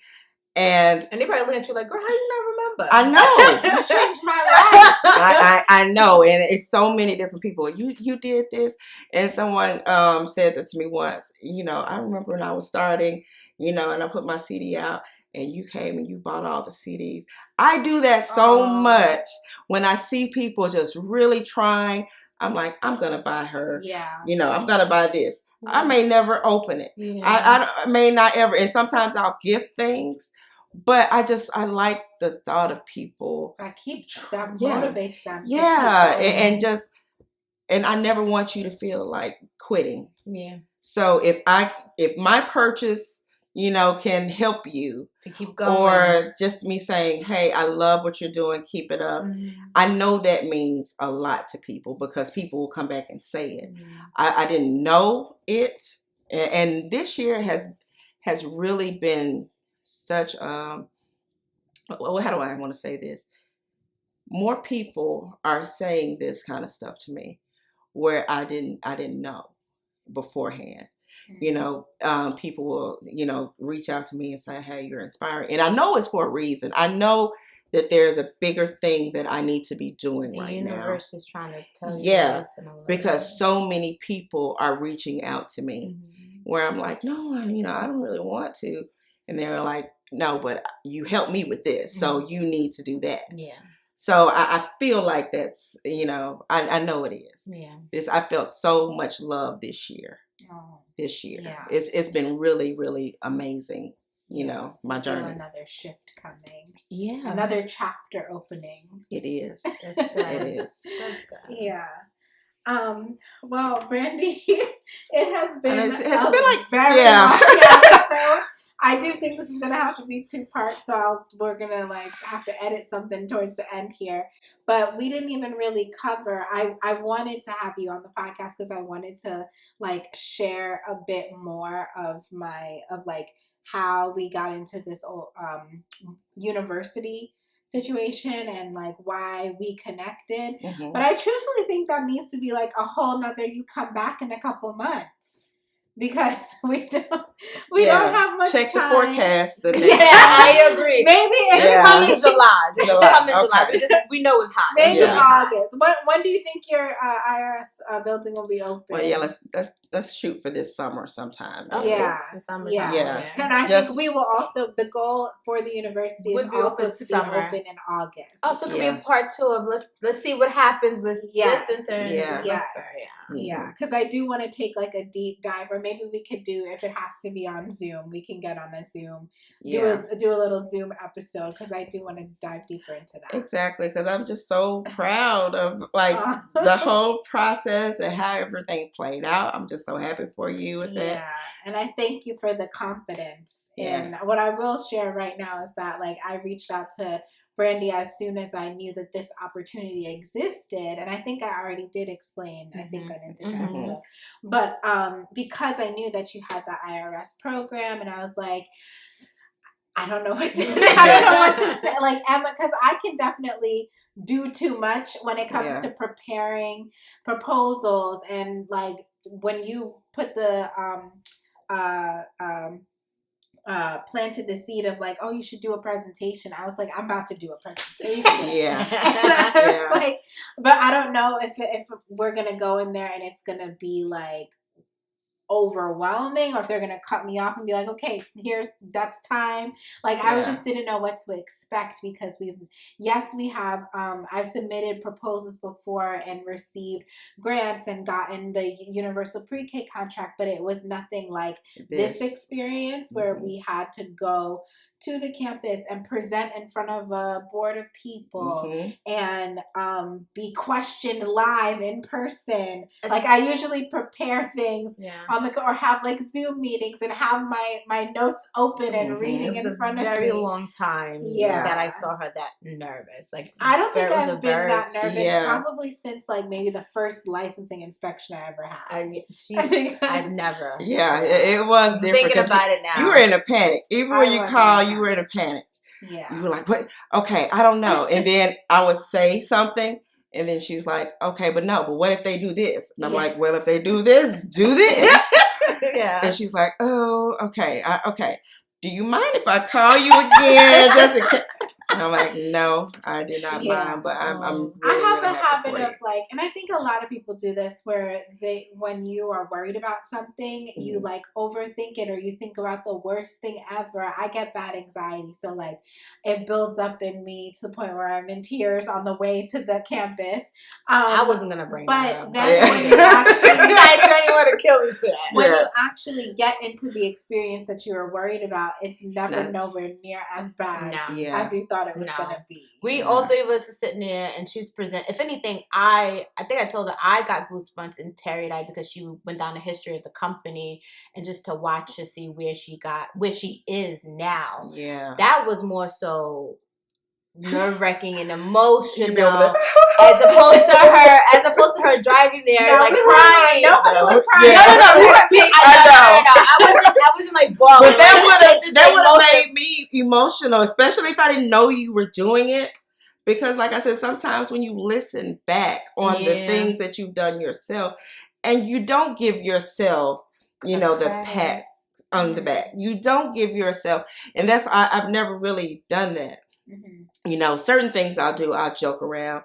Look, my husband will do something that's real cool at the school, and I'll walk up to him and I say, who else but I can't tell you. Can I curse on this podcast?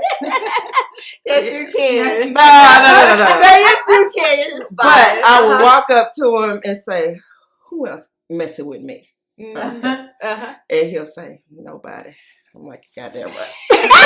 And just walk away. That was a good answer. Yeah. Good and answer. I feel that, that's the only time I revel in the fact like, this is so awesome. Right. No one else is doing this. Are beautiful. Yeah. But and that was watching her. That's how I felt. And then we had like our blazers on. And a couple minutes before she's crying, I'm looking at her like, why? I'm looking at her like, she was just crying. Look at her. Yeah, I know. She had it. Look at her. You made me feel that way when you were like, your competitor might be like a corporate owned whatever, and they're not doing all of this, And I was like, you know what? Even if they were or weren't, I do that sense of satisfaction after completing the proposal, after completing the presentation. I do have those moments where I'm like, listen, nobody can top this. Exactly. And if they can, they deserve it. Exactly. But when you pour your all into something and you did the best that you possibly could, like I did not have doubts that we were going to be selected. I knew we were going to be selected. But and that's not to like, I'm not the type of person that like toots my own horn or anything, but like, it's the truth. I felt that it was for us. Yeah. Especially after like, we had gone through like a series of rejections the past year with different proposals that I've submitted in different ways for other programs. I don't know if I mentioned this in an episode or a video. I don't know if you read it or saw it anywhere. But at one point we had submitted proposals or like attempted to open I think it was 11 different center locations in 2021. And all of them were like, no, wait, listen, no, like just, it wasn't working out. But when this opportunity presented itself, especially in the way that it did with the whole scam situation and the fact that it was in a university, a different type of challenge, it was we would be operating in lieu of rent and utilities. Like we would have to, the place is already furnished. We would have to put up nothing, like no risk in comparison or little risk in comparison to all the other opportunities that we were rejected from. And it's only 20 minutes from our area. Like it just felt like, oh, that's why everything else fell through. Out, yep you know. Yep. So I knew that I was confident that we were going to get it, but it was still just like, I guess the anxieties of like presenting in front of people and like what the people would think of me. And I could tell that after the presentation, they were impressed. One of them had a daughter, I think it was a child. She has a child that she was like, yeah, I want my child in this program. And she would be using the program because she's a university staff member.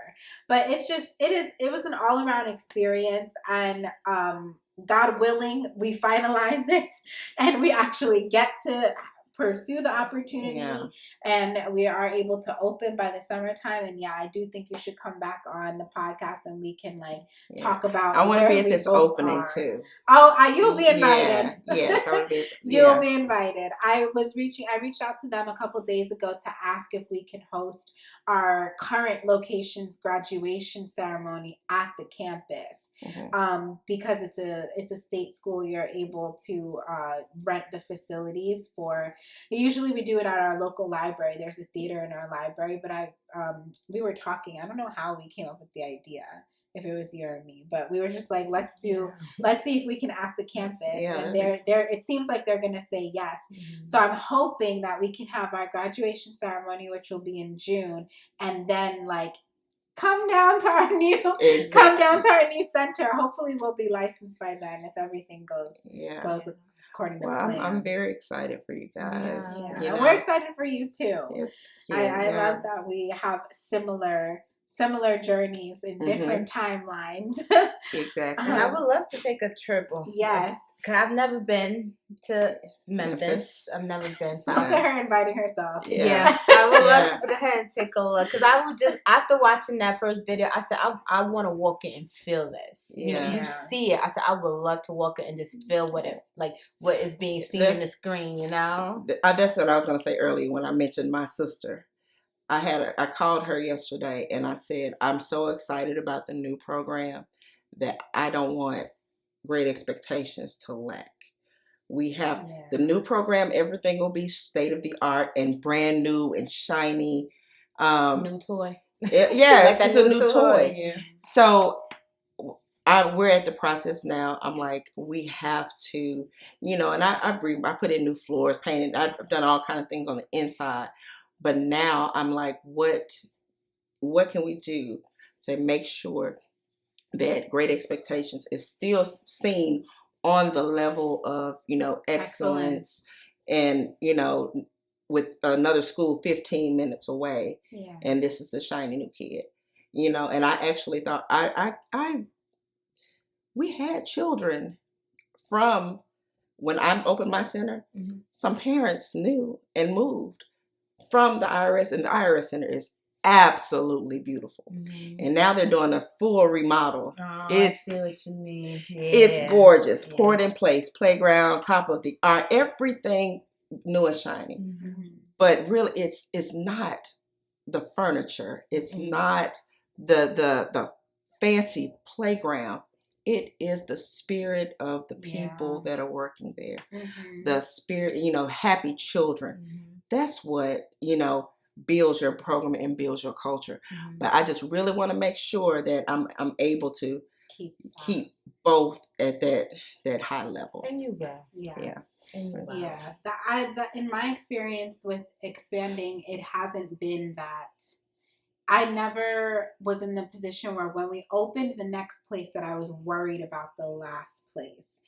It's always been the new place that has been a bit of a struggle in the beginning. Because it's a stone startup, new staff, new building. But the old, and maybe it's just. What about the building though? Did you ever feel insecure about the building? Like, this building looks better than this building. I would. She wouldn't, because I was more on site. It would be to the point. No, I would.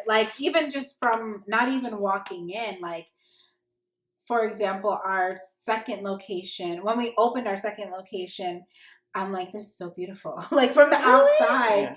Yeah, outside. Just from the outside looking in. Oh, okay. Not even the inside. I'm thinking of the inside. Yes, even on the inside, but like from the outside looking in, I'm like, oh, this building presents itself to the community. I would even agree better, with that. just because like that, yeah. But that's not something. I mean, it is within our control. Like if you own the building, and if you're gonna own the building, but we don't own our building. Yeah, and I don't own my building. So I've already done so much, and I'm like, do I keep inside? Oh, to the inside, you mean? Yeah, I've done a lot. Yeah, but my thing is, if I'm going to be there, and that's what I tell people, they're like, well, I don't want to put this in because I'm leasing.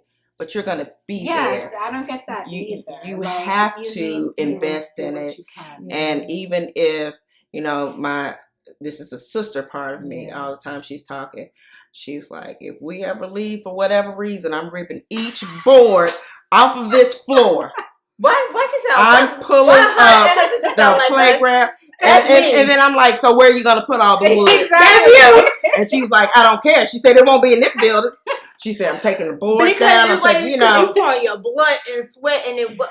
Now I gotta go? Just come on with me. Yeah. But you know what? I do get, if you're in the current environment, you want that environment to represent you. And your brand. How you're representing it and how you're going to get business probably quicker if you have a decent looking place, you know, that or you feel better about yourself. The staff they feel good. Because we've had staff from one location visit the next location, and you hear like, oh, we don't have this, and we don't got that. So I do feel like some may look a little better than others, but of course we can't help that. But for me, it's more so trying to give staff the same feeling. Like that's why sometimes I ask for things, and she be like, yeah, I got this, but we don't got that. Can we add this? And the thing that I feel the worst about is at our second location, there's no, and the first.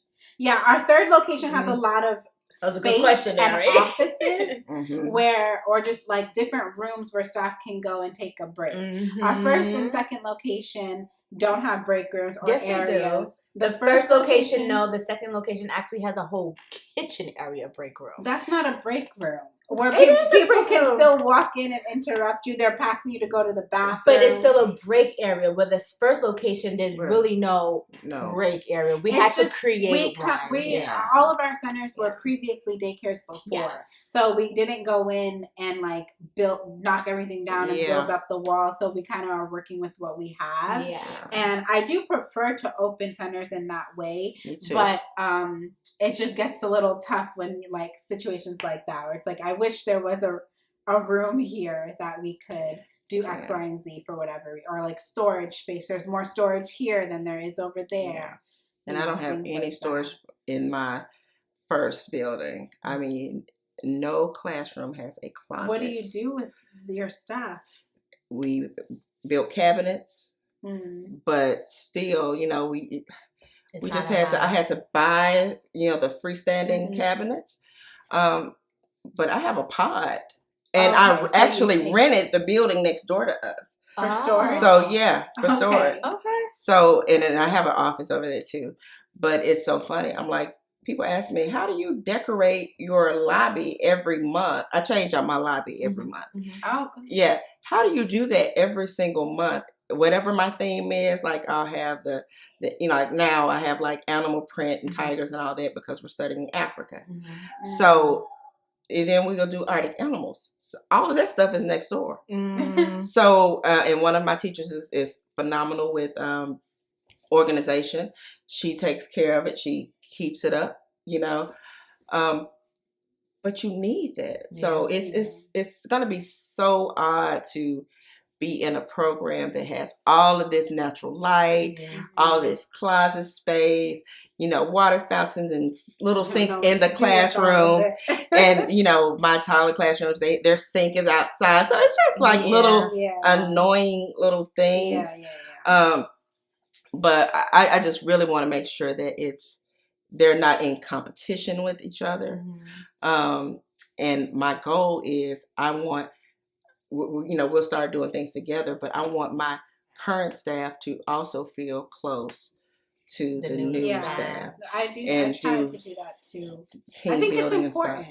It is. To make it, to keep the same energy. You know, so we try to plan those events, or like team bonding, or like the retreats, and just let's get everybody together. When we have staff development days that are virtual or in person, like everybody will try to do it on the same day and have them get to know each other, mix groups, and like force them to work in teams. And you know, everyone that I know with multiple centers has a favorite center, and it's usually the first one, or I used to, but I won't mention it here. Yeah, you can't mention it if you do. She can't mention it. Yeah. I think I could mention it. I don't think she would be able to mention it, because I think they would take it personal. You do. You can tell me what's my favorite center. She's not a favorite, but one that doesn't give you as much correct. Yes, I have that. Yeah, yes. Not favorite. Maybe you should call so and so, because so and so has this going over there. So and so has a whole different personality than this. So it may not be a favorite, but there's one that she brings up more than the other two. As an example, just like how Brandy was talking about a teacher trainer, like she sends all of her new teachers into that teacher's classroom because that teacher's going to train them right. The same thing with this on a bigger level. This center operates more closer to excellence. Let's try to copy what they're doing. Let's get in the sorts of systems and procedures. It's always a center that it is that center that you just want to copy everything and copy paste. But that's where I'm really hoping that I could get to the point where everything is seamless. Yeah. Can I ask why you chose to make two different names instead of continuing on your first brand? Because this Wonderland is something I'm planning on. First thing, you can't have a Christian-based program. Great Expectations was always, they pray, they say their grace. It's a Christian-based program. So I didn't want a family looking for that, and I didn't want to have to change it. So, and that was one of the questions, because they, studied me when I was, getting ready when I was going through this bidding process, and they said, we see you pray, and we see that the kids were doing that, and, you can't do that in a federal program. And I'm like, I ran this program for 6 years. So I knew that we couldn't do it. But then I was like, I don't want to take anything from Great Expectations. So if I do another program that is not sponsor based, like I'm not in a facility or on federal grounds, it will be Great Expectations, because I do feel like children having that background and teachers being able to freely pray, with kids. Because the thing about it is, we're social workers. We have so many things that come up. I've had situations where my director has stopped and prayed for parents, like right where she was. I love that. I don't want to have to give that up. I do know I had to make something that was fit the brand, the model of the government for me to mass produce if I wanted to get other locations. So if you do, or when you do it again, with government agencies, that's going to be the Wonderland. That'll be the Wonderland. And if you do it, or when you do it without a sponsor, that's going to be Great Expectations. Okay. Yeah. And it's just, because it was confusing for them. And you don't offend anybody. Everybody has their own personal. Yeah. At least with Great Expectations, they're coming in knowing what's already there. Yeah. And even with that, it was so odd. We've had parents that were Muslim. We've had Jehovah's Witness parents. And we're always like, did they know? Yeah, that would be my first question. And it was, they were like, of course we knew. It's on your website. Yeah. I'm assuming, yeah. We believed in your program. So now what we do when we're getting ready to do something like Christmas or like a caroling or something like that, we'll let the families know, hey, this is what we have planned. They can choose to, keep their kids at home if we're doing something like center-wide. you know, or we're still sensitive to the families that we have, even though it's not a lot. But, you know, it's just like having a child with a peanut allergy. Yeah. I took peanuts completely out of our program just because one child, we don't want to have to think about this. Yeah. Let's just take it all out. So I'm very sensitive to that when it comes to it. And I don't apologize for it. This is what we do. And for the most part, everybody's like, we understand. Yeah, we knew, but we believe in what you're doing. So yeah. Amazing. That's a lot. Well, Brandy, this has been great. Yeah. I appreciate How many episodes is this? Like 3 or 4? You know what? I'm going to try to cut it down to 2. And I might even just release it all in one if my software will let me. But I really truly appreciate you making your way up here just for this. It means a lot to me, especially you saying that you don't normally do this. But I'm always, when people ask me, like you said, I'm like, I have to do it. You ask. You know? I ask nicely. Is that Southern hospitality? Yeah. So, I guess so. Yeah. But it's just, you know, and I really do. I think I've reached out to you a couple times just to tell you, I think this is so great, you know, what you do. You know, your voice is so soothing to me. Like when I try to relax, see, her voice is so soft. And I just feel like, I sound like Tone Loc in my mind. I cannot. You know, and I could just, if I'm, you know, cleaning up, or I'll put the podcast on because it's just relaxing. Your tone is just always so relaxing. So, I mean, this is really, really great. And so I couldn't say no when you asked. Oh, well, I appreciate it. Thank you so much. This was definitely fun. It was. And we can't wait for you to come back. If you do come back, if you're ever coming to New York for any reason or anywhere close, Jersey, Connecticut, whatever, let me know. Maybe you should bring your staff on the Amtrak up here. Oh, I cannot. Yeah, that would be like 4 days. Amazing. Our staff or our staff. Yeah. Ooh, what an idea! But what would we do? But you know, maybe like a different training. That is cool though. Like your staff, our staff meet and do a training. Because I feel like we could probably learn a lot from your staff. Of course we can. Yeah, a lot. I think that would be amazing. And what did I just come up with? Right. I don't know if I came up with too much. It's almost like a conference when you think about it. Yeah. But the culture is there and it's more relaxed. It would be like a conference. It's 2 different. And you know what? We can get a couple other centers, and what we could do. What we could do is each year we can host. Like, this is your year. Now this is your year. That's cool. We're going to talk more off the episode. What more of this podcast is coming? Now somebody's going to try to steal the idea now. That's it. Edit out. For sure. Because I don't think, I have not seen that nowhere with different directors or just owners come together and market that with their staff. With their staff. This episode has been very lengthy. I don't know if it's part 1, part 2, or part 3, but thank you for watching all parts.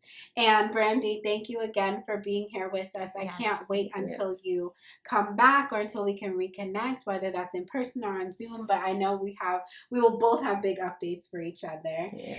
And I hope that you enjoy the rest of your time here in New York. Yes, thank you so much for having me. Yes. I enjoy both of you. Thank you. Thank you. Appreciate it. We enjoyed you. Yeah. Very, very good. Is there anywhere that you would like to share where people can follow you or reach out to you if they have questions, or if you don't want questions, that's okay too. Okay. My Instagram is Brandy Hall 901. I believe TikTok is the same. My center is Great Expectations Memphis. Okay. And I believe the new center will be Wonderland Learning Academy. On Instagram. No, it's Wonderland Early Learning on Instagram. Okay. I'll put it in the description. Yes. Yes, like I don't remember. All right. Well, We will see you soon, and thank you so much for being here. Definitely follow Brandy on all those platforms. You can check the description for any links that she shares with us and decides to leave down there. And if you are listening to this audio only, please go ahead and scroll down on your podcast streaming platform to give us a 5-star rating and leave your feedback on this episode in the review section. If you're watching on youtube.com/JennyChristine, you can leave any thoughts and feedback in the comment section. Thank you so much for watching, and we'll see you guys in the next episode. Bye. Bye-bye.